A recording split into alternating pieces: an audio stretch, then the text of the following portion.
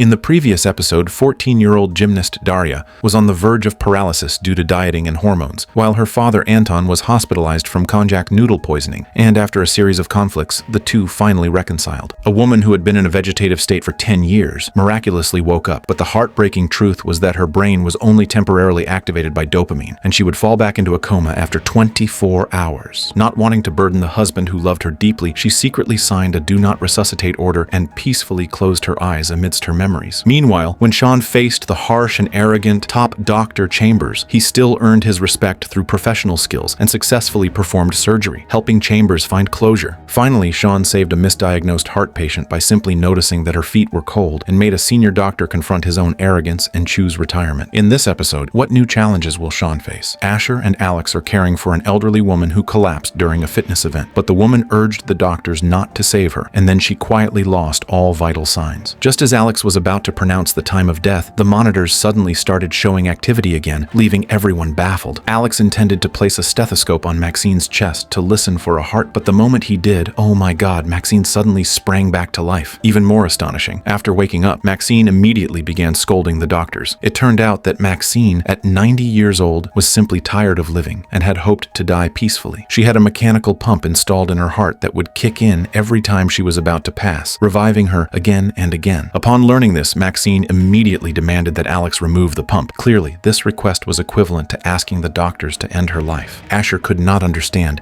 If she could still live, why would she choose to die? But Maxine insisted that it was her life, and she had the right to live it as she wished. Thus, the surgery to remove the pump was scheduled as requested. Although Maxine's request seemed unreasonable, the doctors still worked diligently to perform the surgery without harming her health. After the operation, Maxine developed a minor infection, and as long as she took antibiotics, she could probably live for a few more months. However, to Maxine, this was not good news at all, and that night she invited all her family and friends to her hospital room for a party. When Alex and Asher arrived to ask what was going on, Maxine explained that she would refuse to take antibiotics, and without medication she would have only about 24 hours to live, so this party was her farewell celebration. Asher tried to persuade her otherwise, but Maxine stubbornly insisted that life was a story, and every story must come to an end. And she was lucky enough to have a choice, so rather than dragging on for 2 or 3 more months, she would rather leave with dignity. Late into the night, the party finally ended, and Maxine lay on her bed, seemingly content with the life she had lived over the past 90 years. She closed her eyes, ready to meet death, but what greeted her instead was the morning sunlight. Yes, Maxine did not die, and even Alex joked, "Looks like even the afterlife didn't want you." It turned out that even though Maxine refused to take antibiotics, her immune system's sheer will to live fought off the infection complete. This left Maxine feeling crushed, having thrown a grand farewell party only to still be alive. How humiliating. But the real reason was not that Maxine's immune system was exceptionally strong, but that Asher had secretly administered antibiotics without her knowing. He had hoped that after surviving, Maxine would find renewed interest in life, but instead, he made her feel even more humiliated. Saving lives is a doctor's duty, but when a patient has truly lost all interest in life and makes a decision that defies reason, should doctors respect that choice? Meanwhile, Shaun, who was on vacation with his girlfriend Leah, almost met death himself. While out hiking, Shaun accidentally slipped off a log, and when he looked down at his ankle, he saw that it was severely twisted. Faced with the situation, Shaun had no choice but to direct Leah to help set the bone. Luckily, Shaun's ankle was successfully reset. However, Shaun's diagnostic instincts kicked in, and he realized that he still had no feeling in his foot, likely due to a torn artery. If blood flow was not restored quickly, the tissues could suffer permanent damage, meaning amputation would be necessary. Even worse, they were deep in the wilderness with no cell service, unable to call an ambulance. In this desperate situation, Shaun had to guide Leah to perform emergency surgery on him, using a small knife, nylon thread, fishhooks, and alcohol he carried in his bag. But expecting a non-professional to perform surgery under such conditions was extremely risky. Even so, Leah had no choice but to push through her fear, her hands trembling as she made an incision along the line Shaun had drawn on his ankle, and black blood immediately gushed out. She quickly tied a tourniquet following Shaun's instructions, but before Shaun could explain the next step, he felt the world spinning. The massive blood loss caused Shaun to lose his ability to think clearly. Shaun fell unconscious, leaving Leah completely on her own. She forced herself to believe that sewing a wound was no different from sewing fabric, then carefully inserted a fishhook into the wound and began stitching. But soon, she faced a new problem. Her blood-slick hands made it impossible to grip the thread properly. What could she do now? She could not just leave the wound open, could she? Leah, thinking quickly, pulled out a tube of lip balm from her pocket, applied it to her fingers, and used its stickiness to successfully grip the thread, allowing the suturing to continue. As the final knot was tied, Shaun finally woke up from his coma and said, "Can feel my toes." news. Shaun and his girlfriend's first field surgery ended safely and successfully. Soon, Shaun was carried onto an ambulance, and the medical staff couldn't help but praise Leah's handiwork, saying that although it wasn't perfect, it was enough to save Shaun's future. Maya had only suffered a simple fall, but it caused massive abdominal bleeding, and Shaun said she must undergo surgery immediately. However, during the surgery, Maya's bleeding would not clot. Shaun kept suctioning the blood, but there was no sign of clotting, and Maya almost died on the operating table. The doctors had no choice but to sew up Maya's wound again and send her to the ward. After further investigation, Shaun discovered that Maya likely had a rare condition called giant platelet syndrome, which made it difficult for her blood to clot. Unfortunately, this disease had no cure, and once injured, she would have to seek medical help immediately. Upon hearing this,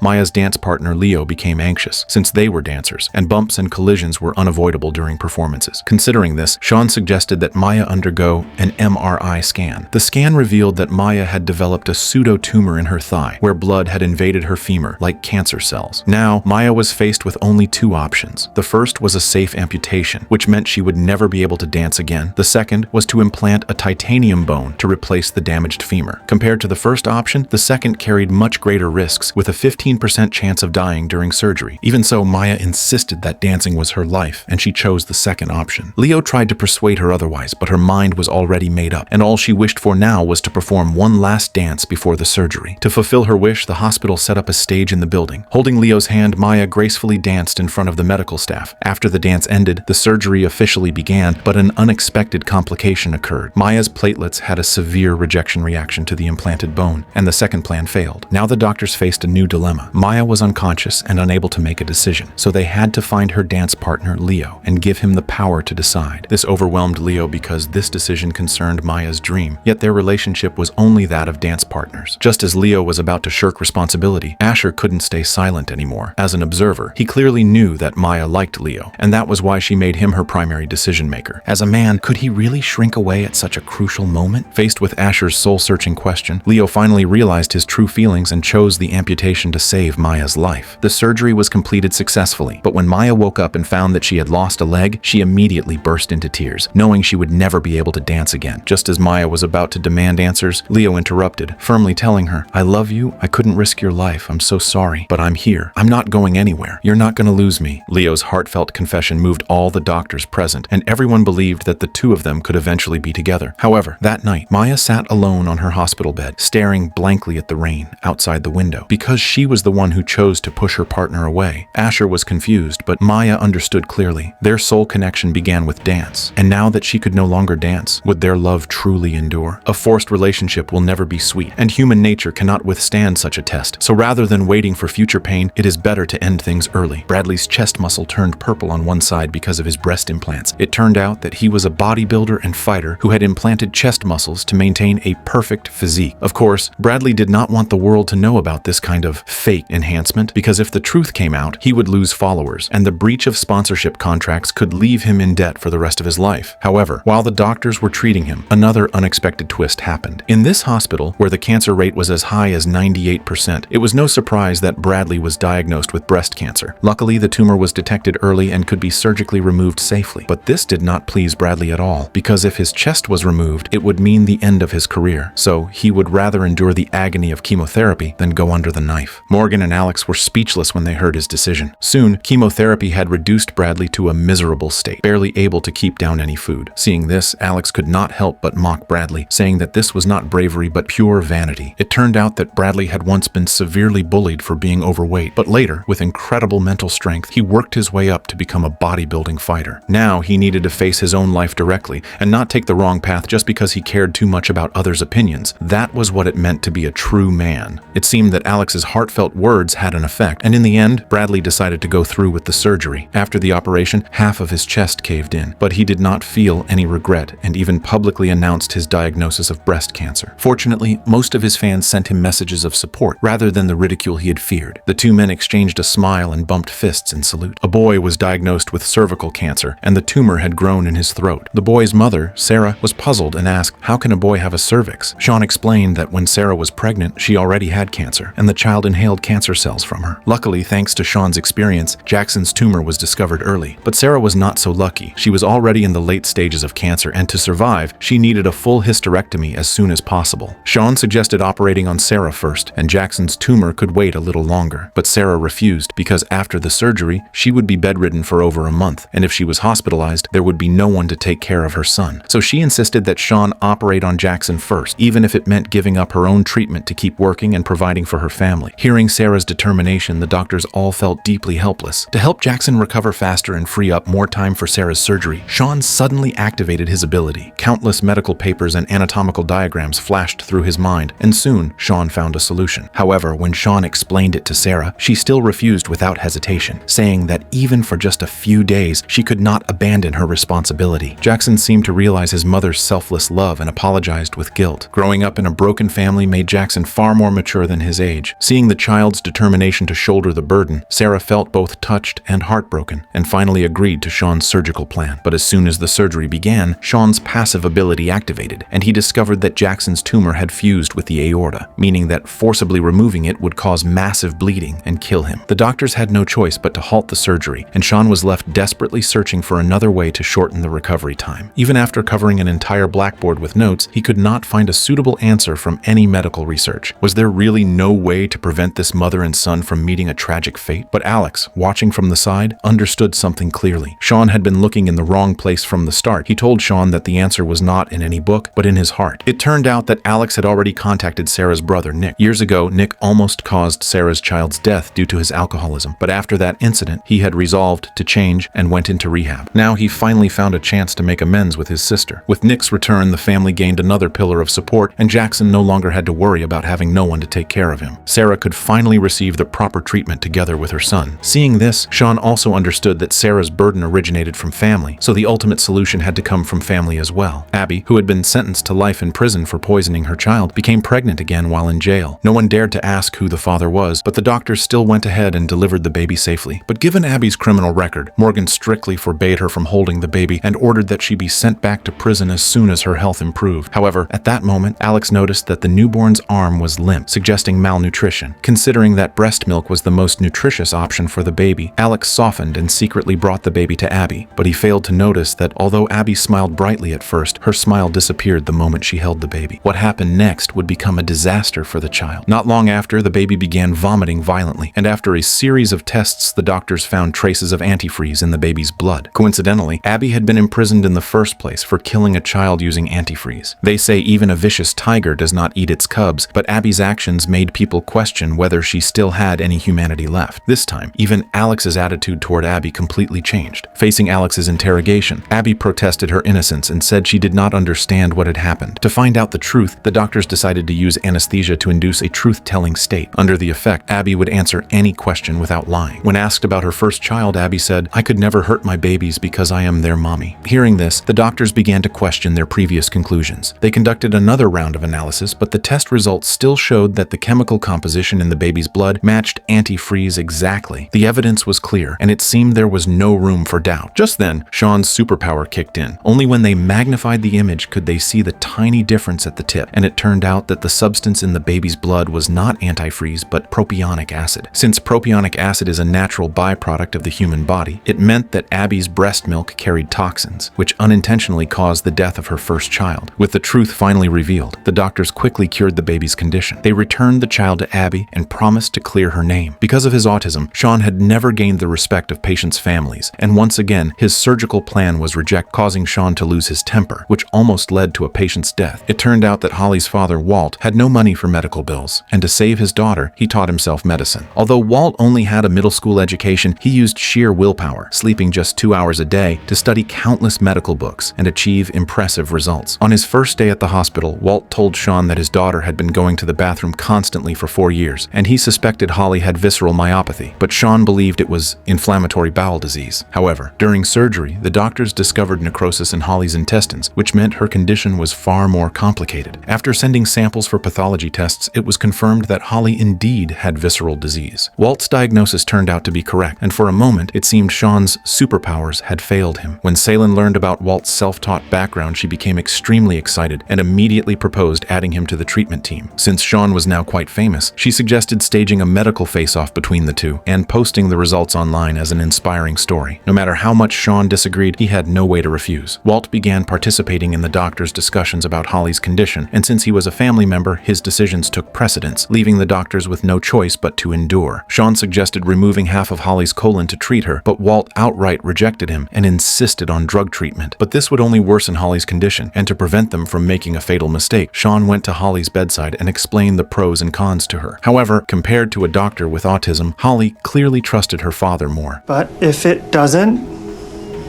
it could kill you. Sure enough, after taking the medication, Holly began vomiting large amounts of blood because her intestines could not withstand the medicine and had ruptured. Now, the doctors would have to remove all of her intestines to save Holly's life. And after the surgery, Holly's life would be permanently tied to a feeding tube and a colostomy bag. Walt, still refusing to give up, continued arguing with Shaun using hearsay medical knowledge. The irritating snapping of Walt's fingers finally pushed Shaun over the edge. Shaun's outburst left Marcus, the attending physician, with no choice but to ask Shaun to leave the treatment team temporarily, but at the same time, it was undeniable that Shaun had been right all along. Walt could only swallow his grief and break the bad news to his daughter. Holly was devastated, unable to believe that the father who promised to save her had failed to keep his word. Soon, Holly was being wheeled to the operating room, and when she passed by Shaun, her tearful eyes pleaded silently for him to help, hoping he would come up with one of his miraculous ideas. But Shaun remained silent for a long time. He watched Holly's lonely figure fade into the distance, and slowly, his heart grew calm. He was still the doctor who vowed to save lives, so putting aside all grudges, he pushed his mind into overdrive to find a way to save Holly. A detailed image of intestinal structures appeared in his mind, and finally, he found the best solution. Shaun immediately ran to the operating room and banged on the glass to stop the surgery. When he finished explaining his plan, the doctors quickly understood and coordinated. Several hours later, thanks to Shaun, Holly was saved, and both she and her father looked at Shaun with eyes full of gratitude and admiration. Shaun said to Holly, "Maybe your father isn't a good doctor, but he is a very good father, one of the best I have ever met." Through this battle, Shaun's fame rose even higher, and his poster was proudly displayed on the hospital wall, dazzling for all to see.